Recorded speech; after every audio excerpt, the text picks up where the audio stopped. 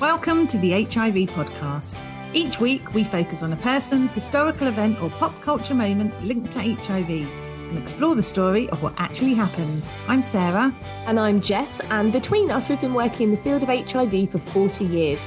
Our aim is to get as many people as possible HIV educated. Welcome to the HIV podcast. Good morning. In autumn, in July. Oh, I don't mind it. Oh, I'm on board. Autumn, my favourite season. If summer was like this, I'd be on board. Yeah, no, I'm all right with this. It's better than a heat wave. So, like, we were discussing this morning while I was out walking the dogs in the absolutely torrential rain. And was like, it's better than a heat wave. I was like, it is, but right now it doesn't feel that way. This is definitely autumn. So. And I'm not mad about it. I'm welcoming that, you know. No, and we all know what's going to happen now. August, complete washout. September, kids back to school, heat wave. Oh, do you think, is that your prediction, your Michael It Fish? always happens. Autumn, very mild. Halloween, disaster, because everyone expects it to be cold and foggy and it will be mild and, you know, there'll be a slight chill. November, damp. December, cold. There you go. I don't even need to look at the weather now for the next, 6 months. No. Love and it. I can add meteorologist to my list of skills. The ever-growing list of skills, Sarah. Okay, so I do want to talk about something this week. Now, I do sound very serious. Mm-hmm. This isn't about crisp sandwiches and chocolate buttons, Sarah. Okay. In our final trans and HIV episode, we had a discussion, didn't we, about how we need everybody to be on board where we're going with trying to end HIV transmissions by 2030. This made me think a bit. We've shared some images and some videos from our risk episode where we talked about biting, spitting, all sorts. And I think some people felt that perhaps we were perpetuating old myths by bringing things like this up to talk about, can you contract via saliva, via spitting, via biting? And for me, the reason I brought up the trans conversation that we had from last episode is because I sort of feel the same way about this. So I feel a bit like there are two camps, and I do get where they're both coming from. So you have one where you have people who already have lots of knowledge around HIV, I think, saying, oh, why are we still going on about this? This is just going to perpetuate the stigma that still surrounds it. There's so much misinformation. We don't want to keep talking about this. We should have moved on. But then there's another camp where people don't have that knowledge. So just like we said, until everybody is educated, and don't get me wrong, I would love everyone to be like, oh, what a ridiculous thing that you have to keep talking about spitting in terms of HIV transmission. But there are tons of people that aren't aware that you can't contract that way. So we need to help everybody get educated, because we can't elevate and reach 2030, ending transmissions, if we're leaving people behind. Does that make sense? I sort of think I do understand, and we don't want to be perpetuating old stereotypes, but we need to give people the information. And something I do have to say is a really interesting thing is that was one of our most watched videos ever on TikTok, which tells me that people need that information. That's interesting. I think it's always good to cover the basics and everything. We know, both of us know, that HIV is such a wide-ranging topic these days. But yeah, you're right. We all need to be at the same starting point before we drive forward change. And we have a whole generation, as we know, of young people who had no sex education in school in the UK. I don't know about the rest of the world, but do listen to the podcast. So yeah, we need to make sure that everybody is fully aware of risks and is informed. And we know, don't we, from our own service users, from the people that we test, that HIV knowledge is pretty basic all these years later. Yeah, absolutely. So I totally appreciate people feeling like, oh, I don't want to keep going over this. I do get that. That's definitely not what we're trying to do. We just want everyone to, like I've said, be at the same level. I do share people's frustration, though, but all of that would be helped by a new national campaign. So there we go. That's my serious Sally moment. So that's it. That's all I've got. And I'm probably just stalling a bit because I remember you told me this is going to be really sad. That was a big intake of breath, wasn't it? It was. Really filled my lungs up. Well, I hope you're going to say something profound. No, before we start, I've been working on our images for the CCTV wire. Oh, no. But I got a little bit sidetracked. I feel like this is going to be really insulting to me. not insulting. I've only really done me, if I'm honest, because I am that narcissistic. Okay. This is me. Oh, okay. Yeah. Your eyes aren't that small, just so you know. I don't know if you know that. Well, I don't think my mouth's that big either, and I think my hair's a bit thicker. And I've got no ears or a neck. It is a start, Sarah. That's correct. If nothing But else. then I thought, do you know what? I think I look like this. What is this? that? This is from the tweenies. Now, we all know that I'm scarred by having to watch numerous children's programmes when the kids were little. And I was like, God, I do actually quite look like this person. I can't remember her name. So it's a character from the tweenies. Is that still on? Is that still a thing? God, it probably is. On repeat forever. I said to my son the other day, I said, oh, do you remember in the mornings before school we used to watch the tweenies? You know, then we'd go off and he'd just like, what? And I said, you know, the tweenies, watched it every single morning. Not a clue. Yes, but it's burnt into your memory forever, I see. Here's another tweenie, just in case. This is what I was going to base you on. You do look a little bit similar. I quite like that. I quite like the dungarees. Is that what made you? This tweenie is blue and wearing dungarees. I would wear all of that. I don't think your face is the same shade of blue, if I'm honest. Well, I look forward to seeing your masterpiece. Yes. All right, let's get started. Enough of this shenanigans. So, okay, yes. So this is it's a bit more of a sad. Look, I'll start again. We are featuring young people, and we featured young people before. We don't do it very often because I know you get very emotional. Yeah. Okay. So you're really not going to like what's coming, but I've given you all the notice I can. And I think, considering we've just had a conversation about how we need to move on and not keep coming out with the same messages that we had to in the 80s. Do you know what? We are going back to the 80s. What, literally? Like generally as a whole, or right now? No, this episode is in the 80s.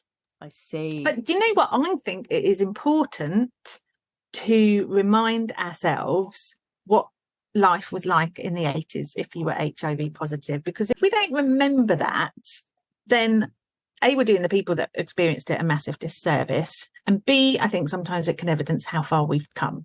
And we do need to preserve our history and talk about our HIV history. We really do. It's so important. Yeah. And I think we can also become a bit desensitized, especially working in the industry, to everything that we hear. And we need to, you know, if we're going to eradicate stigma, if we're going to try and normalize HIV, we need to look at those times, remember those times, and ensure that they never, ever happen again.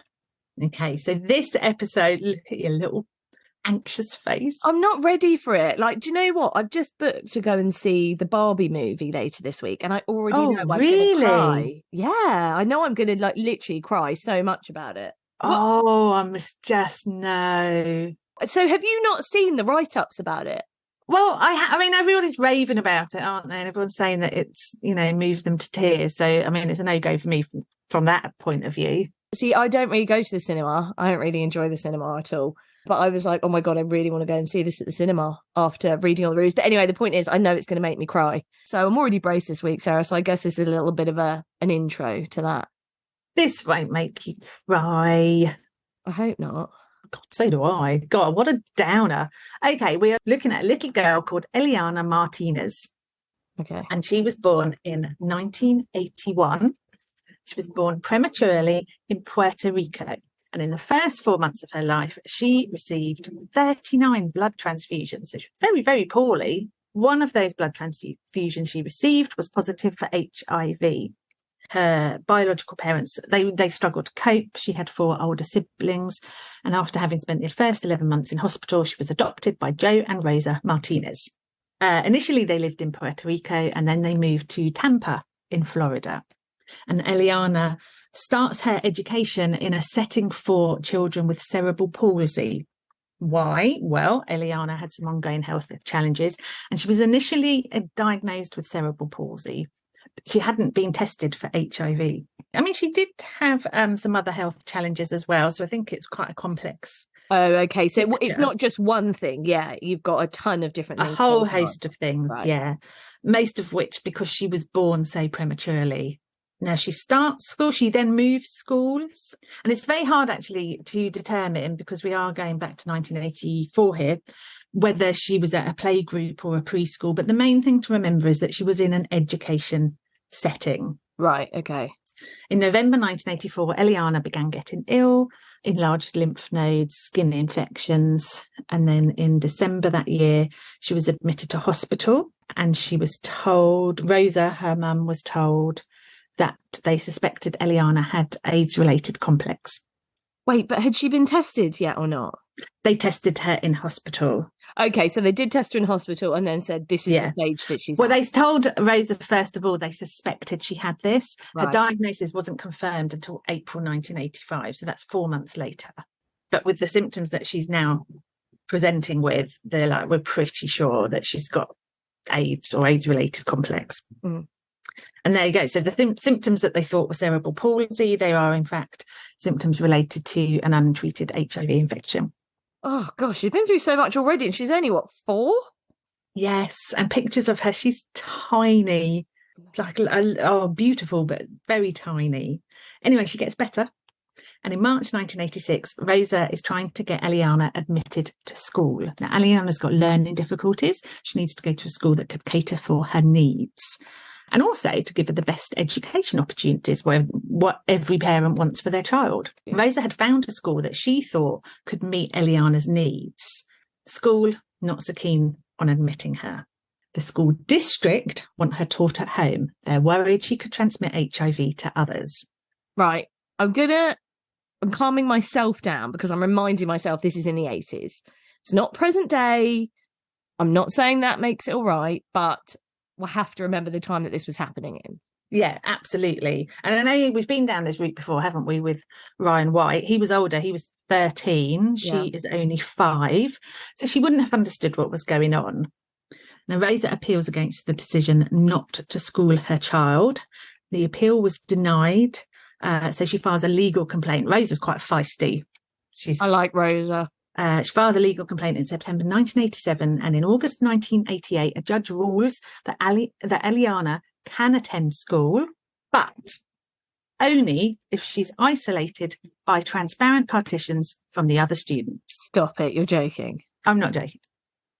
Now, they have said until she's toilet trained and has learnt to stop sucking her fingers. I mean, she's 7 and she has additional needs, but that is what they ruled. I mean, that is like that stereotype of being like, just put someone in like a plastic orb, like visions of. Do you remember in E.T. when like Elliot, like E.T. had to go into that like plastic room? That's what it's like. I know. This is what the 80s was like, and the school district start constructing the booth for her, so she can't actually really interact with the other children. No, only through the transparent perspex of her booth. Who came up with that idea? A little transparent prison. Yes, for a child of 7. It does blow my mind. So adults in an education setting think that this is acceptable in 1988. Again, I mean, I don't know why you like the 80s, Sarah. We haven't talked about the 80s for a very long time, and I feel like this is why. Well, I did not like this aspect of the 80s. Absolutely crackers. Rosa's having none of this, by the way. She files a notice of appeal, and another judge rules that Eliana should continue to be homeschooled until the appeal can be heard. And in December 1988, the Court of Appeal returns the case to the original judge, almost sidestepping, aren't they? Making any decisions themselves. Yeah. But they said that Eliana should be placed in the least restrictive environment unless evidence proved she was a significant risk to other children, which is sensible. So the original ruling has changed. So the original ruling is that she has to sit in an isolation booth. That's overturned. Okay, wow. So basically they're saying that they don't believe there is significant risk, so she can go to school like any other child. And that is exactly what she does. There's one thing for a judge's ruling to say something, but how does the school react? Do they adhere to it, or is it difficult? Well, the very sad thing in this case is that 7 months after Eliana returned to school, she passed away. She is remembered on the AIDS memorial quilt. But for those 7 months, you would hope that she had the happiest time at school and that she was treated without kind of any fear or any stigma. Well, hopefully, if there's nothing written about this, if it's not been documented, then we would hope that that is what happened. Because obviously, as you mentioned, Ryan White, we know there were protests. We know all of that happened because people didn't want him attending the school. So hopefully that is what happened. Oh, only 7 months. I know. So what we're going to look at is what swayed the judge to change their decision. Because, that was quite a harsh ruling, I think. And they obviously were fearful that other children within that school would contract HIV. So to do a complete U-turn, what happened? Yeah, what did happen? Well, we're going to look at another case that was quoted during Eliana's court case. And it's the case thank God. Only because I have to stop you there, so I have to butt in. Only because I thought you were like, oh, why did they do this? Well, we're just going to go and look at something else. I thought, what are we doing? Well, we're just going on to something else. Give me the answers, but I'm with you now. I see what's going on. We will. So, yes. So there was another case that was quoted during Eliana's court case, and it's the case of the Ray brothers. So we're looking at a very remarkable family, but they faced so much prejudice. But they did pave the way for other children like Eliana. So the Ray brothers are 3 brothers, Ricky, Robert, and Randy. There was also a sister as well, but the 3 brothers are haemophiliacs. And they're all diagnosed with HIV in 1986 because they had an HIV-infected infusion of factor VIII. Sister's HIV negative. She doesn't have haemophilia. And they lived in Arcadia in Florida again, until they were exiled by their community because people were so fearful of contracting HIV.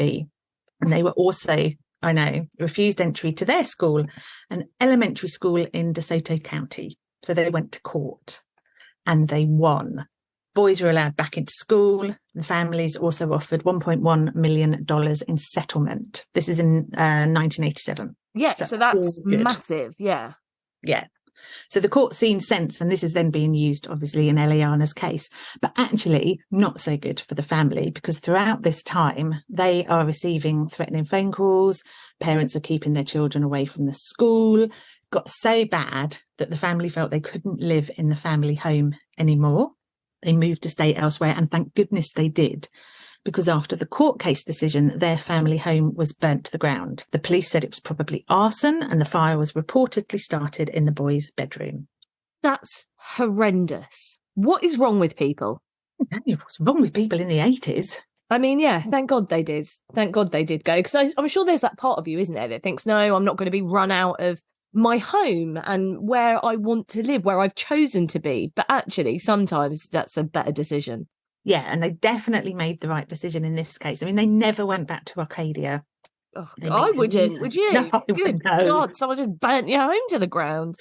They made a new home in Sarasota. The boys were able to attend school, but they did experience stigma from groups like Citizens Against AIDS. Now, I can't find anything on this group on the internet, so I hope whoever set them up has realised the error of their ways. What was their purpose? I mean, I know that's probably a stupid question because it probably seems quite obvious, but what were the activities that they did? There's very little about them. So, I mean, as always, we've listed all the sources, and this came out of a newspaper article. But, God, I mean, can you imagine even setting up a group like that? Well, don't you say that? I mean, there are a lot of, we won't name any of them, there are a lot of horrendous groups that people have set up and are still going. And I'm like, why? Why? So I'm not going to mention any of them because we're not going to give them airtime, Sarah. But who goes, yeah, this hate-filled group, that's what I'm going to do. I'm going to just target a community and, I don't understand it. I don't understand how some people are so hateful. No, I don't, particularly when there are children involved. Yeah. I mean, it's completely unnecessary. And this family, 3 of their children are haemophiliacs, so there's lots of kind of stress and around that anyway, because each of the children has got a lifelong condition that they're having to manage, and through no fault of their own, they're all contracted HIV, and some Wally thinks, do you know what would help in this situation? Setting up a group against them. No, so weird. Yeah. Where's the empathy or the understanding? I know people were very scared in the 80s and very fearful, but surely your moral compass would direct you to at least educate yourself and find some empathy. I don't know. I think because I was trying to think about it in terms of like present day, and I think I think it sounds a lot like present day, like when COVID was going on and we had like tons of people who aren't educating themselves, like loads of anti-vaxxers. And I feel like it's the same back then. They're like, no, not going to get educated. I'm just going to assume I know this, or it's word of mouth that, how you get your education. And it's craziness. Absolutely crazy. I can't understand it. I cannot understand how someone can give a viewpoint that's based on no education at the risk of making themselves look really stupid and horrible and just not care about that. Well, isn't that what we coin ignorance? And they can't see it. I just find it really fascinating. Yeah, it's very odd. But I mean, they've been through so much already. Like, why start this group to campaign against them? Yeah, no, because I don't know, did they just not care that people would think they looked horrible? Well, maybe there were lots of people that wanted to get involved. Maybe actually that's the thing at the time. You're saying people are scared, and often I suppose when people are scared, they go on the attack sometimes. Yeah, maybe. And I suppose it's no different, I suppose, to other prejudices that we hear about today. Yeah. Is it? But I think even those people, even today's people who generate stigma or prejudice, make themselves look stupid. They're going, well, actually, no one's there kind of openly going, oh, God, you are one of the most intelligent people I've ever met. And yet people still jump on the bandwagon, don't they? Yeah, I think now it's harder, though, isn't it, nowadays? Because you've got like fake news and Facebook and just perpetuating this. And you can find loads of people that agree with your opinions.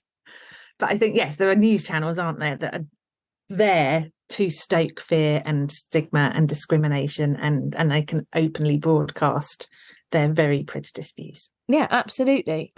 And that's what they're for, isn't it? We have different newspapers, don't we, and different media for different, I suppose, moral and political persuasions. Like, we know this. So okay, so it would have been the same in the 80s, wouldn't it? Where you've got, be. Yeah.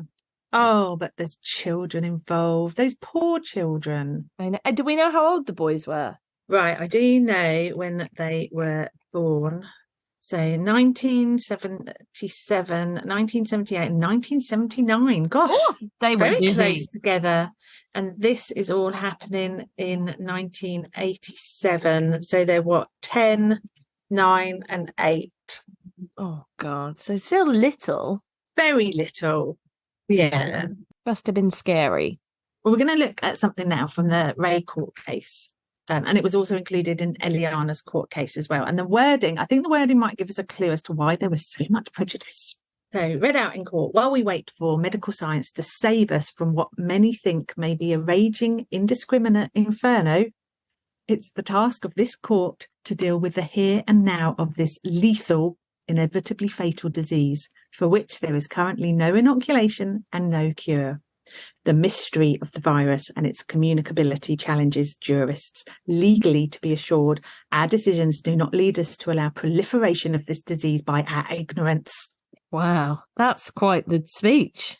I know what they're trying to say is, what should happen in court, decisions should be based on fact, but the language, a lethal disease, no cure, mystery of the virus, it's very dramatic. It's very dramatic and very scary. And actually, when you compare it to these boys who are 7, 8, and 9, or 8, 9, and 10, whatever we said they were, these are people, they're children, and we're talking about this lethal inferno. It's just like, jeez. I know. And then the language to say that, we mustn't allow proliferation of this disease by our ignorance, which again is very dramatic. But that, as a judge, I mean, basically what they're saying is that, you need to be educated before you make any decisions. And we know there wasn't a lot of education around at the time. Yeah. So I can see why a judge would just go, crikey, I think we'll just shove this child in an isolation booth and hope for the best, or we'll make sure these 3 boys don't go back to school, even though they've been there forever and haven't infected anyone. People lost their common sense, didn't they? Well, I think that's the thing, isn't it? I think it's panic, isn't it? And you're trying to protect yourself and your family. So they're asking judges to kind of trust medical evidence, make decisions from their own conscience. It was a difficult place for judges to be. Yeah. They didn't have enough information. So in Eliana's case, there was conflicting medical information. from the doctors who were consulted. I think there were 5 in total, and they couldn't agree on how much of a risk she was because she wasn't toilet trained and because she drooled. Right. Okay. They're saying there's not enough information for us to decide in either case whether she would be able to pass the infection on. But on the flip side of that, this is a child that has been in an education setting when they thought she had cerebral palsy and hadn't passed the virus on to anybody. But that seems to just have been disregarded. Of course, because they'll have decided that was just, lucky that's how that didn't happen. And so now they must put in all these precautions. And then the Ray brothers, well, that case is more clear cut. But again, common sense should prevail. These are 3 little boys that have been going to school since kindergarten and haven't passed on the virus to anybody else.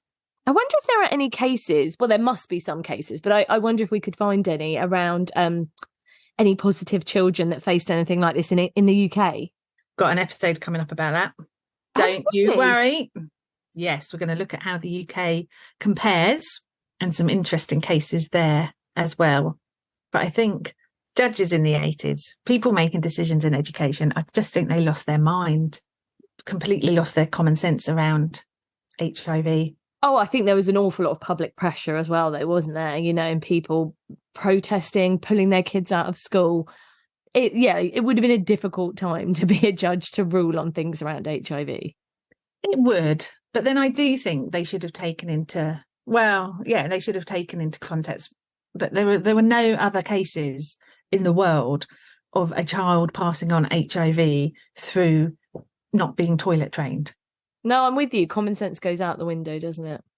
It does. And surely by the late 80s, we understood more about how HIV was transmitted. I mean, the 5 doctors in Eliana's case, you can read through all the court notes, they did have conflicting opinions.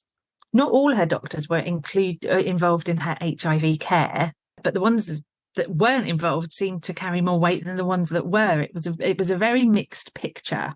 It's just a sad journey of people trying to find their way and get to grips with something that was new. I suppose in some ways it was a little bit like COVID, and lots of people lost their minds, didn't they, when COVID came out and how you could contract it. We've said this before, haven't we? Everyone bleaching their shopping. Exactly, washing your shopping in the bath. And now we'd look back at that and be like, that is not how you're going to contract a virus. No, but a lot of it was perpetuated, wasn't it, by the media? Oh, I remember going massively out of my way to avoid people when I was out, when we were allowed our daily walk, very consciously crossing the road. Exactly. Or do you remember, say if you did have to go into the shop when we were queuing and things like that and you needed to cough, oh my goodness, I would try and stifle that as much as I could, because you knew how you felt when you saw someone else coughing and everyone would turn and stare at them like, oh my God, they've got COVID, craziness. So we have almost lived through something similar. Don't get me wrong, I'm by no means saying they're the same, but we have lived through something similar, and we have watched people kind of lose their minds a bit over it, lose their common sense. You're right. And the scaremongering, it just goes off the scale, doesn't it? Yeah, and it is scary. It does feel scary, and it's easy to get whipped up in it. It is. Yes. No, you're right. Actually, I think it is. And sometimes it's just easier to get on board, isn't it? Or not trust your own instincts and think, surely you shouldn't be bleaching everything. That doesn't make sense. Yeah. But then you're like, well, everyone else is doing it. Yeah. Interesting time. So anyway, look, it wasn't so bad, was it? That wasn't bad. And we, of course, dedicated to Eliana, Ricky, Robert and Randy, because they were very, very brave children. Look, I think it's important that we go back and we look back at these cases like we talked about. It's important to go back to the 80s. It's important to talk about our history. And you're keeping it alive, Sarah. You're keeping our HIV history alive. Well, there you go. Well, you are the HIV historian, so it's kind of your job. See, I mean, I have so many titles. It is a burden, I'm not going to lie. Your email signature will get so long in the end. Like how people put the little initials or whatever they are afterwards. Just have it like historian, doctor, meteorologist, on and on it will go, Sarah. Oh, yes, it will. Chocolatier. That's a good one. A chocolatier. Did you hear this? Right, Will told me about this, Will Hampson. Did you hear? I mentioned it at the start of the episode. Obviously, I said to him, Sarah would be devastated if they were stopping big chocolate buttons, the giant ones. But apparently they're stopping the little ones. How do you feel about that? Are they? Yeah. Apparently so. He sent me an article about it. Oh, well, that's because their sales of big chocolate buttons have gone through the roof. Is that because that was you? Yeah, I was going to say you switched over. You just stopped buying the little ones. So once you've gone large, you can't go back, Jess. Oh, Sarah, that has so many possible meanings. Do you know what I mean? I mean, I guess so. So I bought a packet of chocolate buttons the other day, like a little packet, right? And I expected them to be little, and they weren't. They were big. So to me, they're all big. Where are the small ones? Where have they gone? I don't know. Because you get those massive packets, don't you? That everyone sends you. Oh, is someone grumpy that she's not received any crisps? A little bit jealous, but that's fine, you know. Buy my own crisps, guys. Jesus. But you buy the big packs, don't you? You don't have the little ones. Family packs, yes. Okay. And do you share it as a family? Try not to, but they found my stash, and so now they think it's as a family. It most certainly is not. Oh, it's fair game. Yeah, no, you need new hiding spaces. I have to hide crisps from Ben because he will just eat them, and then he promises to replace them and he doesn't. But see, I find it's just rude, isn't it? It's like it's my food, my chocolate for me. Yeah. I give enough to my family. You probably give enough to Ben's. They just stop it. Yeah, exactly. Stay away. We need to get proper lock boxes, Sarah. That's what we need. Security, like a safe. I do have a safe, and only I know the code. So maybe I'll just start putting them in there. I feel like you're like a rich woman that has like a tiara. Why have you got a safe? Just for like passports and stuff. Where do you keep your passports? In your own house. You know you're not in a hotel room. Yes. Just keep it in a drawer. It's just got all like, I'm not going to tell you what it's got in there actually. I don't, yeah. Don't give it all away. But I have never heard of someone having a safe for their own passport in their own home. Right. So I always thought that when you're on holiday or you're abroad, that you put your passport in the safe because obviously there could be any kind of mix up where someone else could get into your room or whatever. So you put it in there to be safe, right? To keep it safe. That's why it's called a safe. Why do you need it in your own house? Oh my God, I feel like she's keeping Fraser some sort of hostage and he's trying to get away, but he can't because she's like locked his passport up. Just to keep everything safe. I don't trust safes on holiday in a hotel. No, I would just wear everything all over me at all times, like in a massive, enormous bum bag. I love the image of that. Sarah having a relaxing holiday with all the valuables on her. Secreted around my body. Secreted? That doesn't sound right. Secreted. Hidden. Let's go with hidden. All over the place. Lying on a sunbed, unable to move in case I drop something. Yeah, exactly. I mean, someone could literally just mug you. That's what they need to do because they'd get everything. Yeah, it's not the best plan. I'd have to hide some on the kids as well. It's not a good strategy. But, well, stick your chocolate buttons in the safe. So you'll have passports and chocolate buttons in there. That is a good idea, yes. Stop people from stealing them. Yeah, perfect. I mean, let's just make sure they're sealed, though. You don't want them melting on the passports. Thanks for listening to the HIV podcast. If you enjoyed our podcast, please like, rate and subscribe wherever you listen to your podcasts. You can now also follow us on Instagram and TikTok at the HIV podcast for behind-the-scenes insights and video. The HIV podcast is produced by Thames Valley Positive Support.